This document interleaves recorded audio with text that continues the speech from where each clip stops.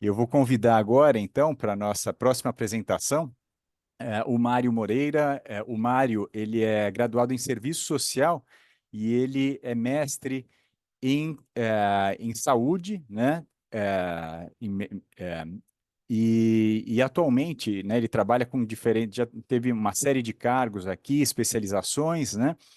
Mas atualmente ele trabalha com organizações sociais, entidades do terceiro setor, e especialmente aqui como representante do Crônicos do Dia a Dia, né, uma entidade que é nossa parceira, já participa do fórum há muitos anos, e ele lidera a área de DPOC nessa entidade, o CDD. Então, o Mário veio nos responder a seguinte pergunta: quais as diferenças mais marcantes em termos de diagnóstico e desfechos da DPOC em diferentes regiões do país? Muito obrigado pela presença, Mário. Eu que agradeço, Mark. Mandar aí o abraço do Gustavo, ele manda um carinho para todos vocês e dizer da nossa preocupação como está se montando a política de enfrentamento da DPOC no Brasil. A CDD ela já vem fazendo esse movimento de vamos falar da DPOC desde 2020, quando ela realizou o primeiro. Nesse último ano, 2023, nós fizemos uma rodada em 4 estados do Brasil para entender como estava a questão de acesso a consultas, exames, medicamentos e o corpo do tratamento completo de saúde para esses pacientes que nós temos a preocupação em acompanhar no dia a dia. Então, nessa nossa andança pelo Brasil, e aí está desde 2020, quando iniciou-se o processo da CDD, e aí, inclusive, algumas pessoas que aqui estão também estavam naquele momento, tem a própria Ângela está aqui participando também. Então, a grande preocupação é por que não discutir o tratamento da DPOC a partir da visão do paciente?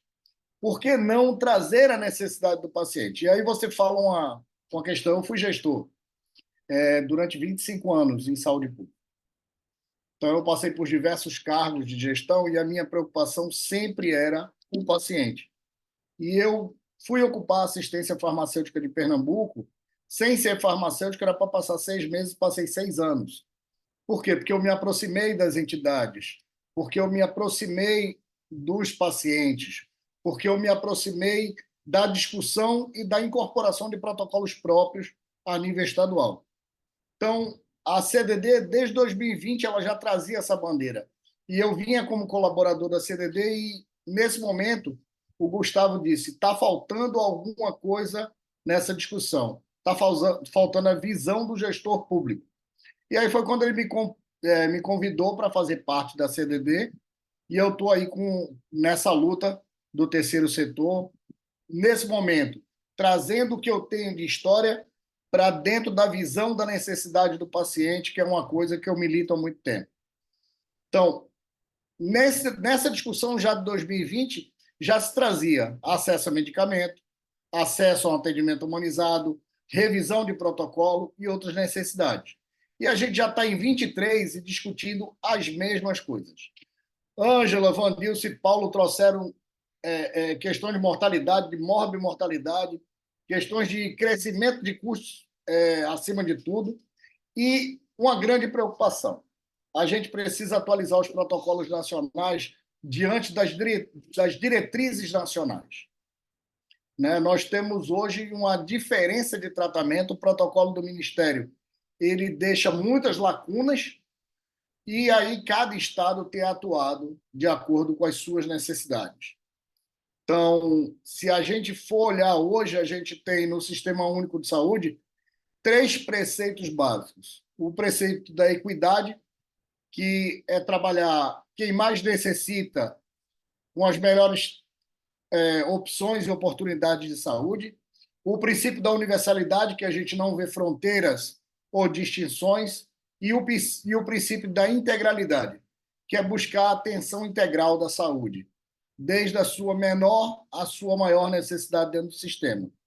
E aí a gente tem um protocolo de acesso que é limitante e restritivo, onde alguns estados e municípios têm implementado, de acordo com as suas capacidades orçamentárias, operacionais, por interesse de gestores, em qualificar a assistência, tem tido protocolos e oportunidades e políticas mais efetivas no enfrentamento da DPOC.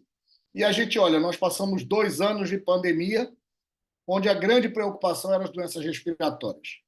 E a gente tem hoje um crescimento na DPOC e a gente não tem tido a mesma preocupação com as doenças respiratórias. Estamos num momento que aí o Paulo colocou muito bem do tabagismo, um momento que a gente está discutindo a regulamentação do vape no Brasil, quando a gente tem uma população comprovadamente já afetada pelo vape, onde as pessoas estão desenvolvendo a DPOC muito mais grave do que as outras. Então, alguma coisa a gente está perdendo nesse meio termo. O próprio Ministério ele cita as diretrizes da DPOC, mas não adota o GOLD ou outros protocolos de orientação internacional. O protocolo nacional ele não usa a classificação internacional, ele tem deixado vago isso. Ele cita a terapia dupla e tripla, mas não incorpora elas, e aí deixa muito para os estados e municípios tomar essa decisão, mesmo sendo quem menos arrecada são gestores estaduais e municipais, têm que atuar de alguma forma, e com a pressão de Ministério Público, de Judiciário, judicializando em cima do ente menos forte no processo. E o protocolo ele precisa ser repensado, ele precisa ser...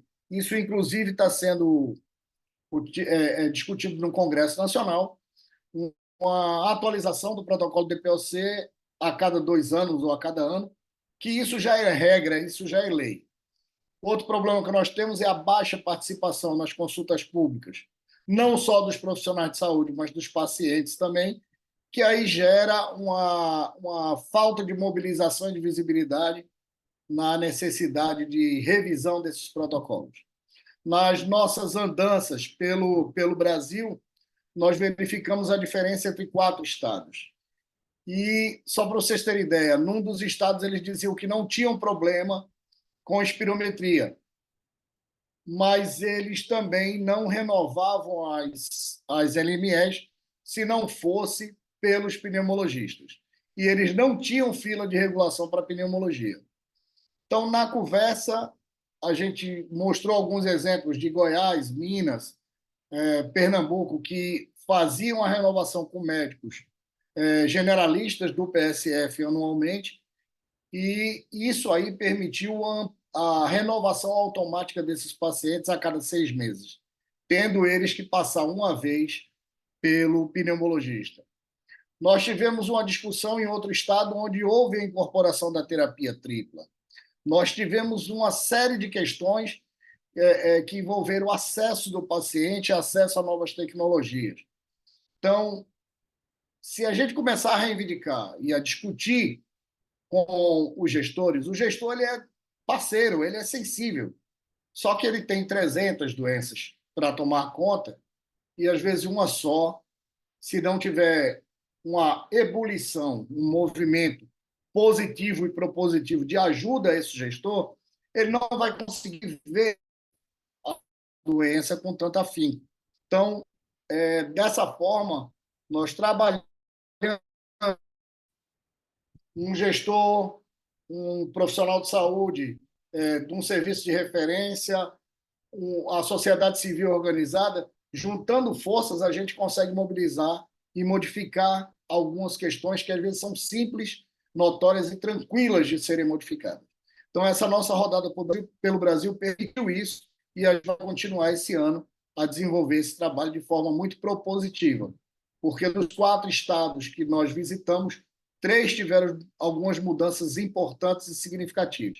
E a gente espera que, por onde passe esse movimento, e aí com a parceria da PROAR, com a parceria de outras entidades, inclusive do Fórum também, que a gente consiga, o Paulo também participou dessa discussão, que a gente consiga modificar e melhorar cada vez mais a atenção à saúde do cidadão. Então, foi dessa forma que a gente atuou e vem atuando. Aí estão os contatos, quem desejar, a gente está à disposição para os esclarecimentos necessários. Muito obrigado, Mário. Muito importante aí o que você chama a atenção, né? Se eu bem entendi, a sua mensagem está muito ligada a uma necessidade de organização maior e de padronização, né, para todo o país, para que aquilo que é recomendado seja adotado, né, no país como um todo e não fique restrito a algumas regiões, né, algumas ilhas de excelência. Eu vou te dar um exemplo claro. Quando eu estava aqui em Pernambuco, o protocolo de Pernambuco do DPOC já tinha alguns medicamentos incorporados. Eu tinha algo em torno de 5.000 pacientes, 6.000 pacientes do DPOC. Desses 6.000 pacientes, 1.200 eram invasores de outros estados que, devido à universalidade, a gente atendia. Então, não dá para a gente falar de universalidade, sistema único de saúde, quando o sistema é diferente. Um estado faz de um jeito, outro estado faz do outro. A gente precisa unificar isso e ampliar acesso e qualificar o acesso. Então, é necessário essa discussão, é necessário que se traga essa discussão para esse tipo de espaço e que se faça chegar ao ouvido de quem é importante nessa discussão.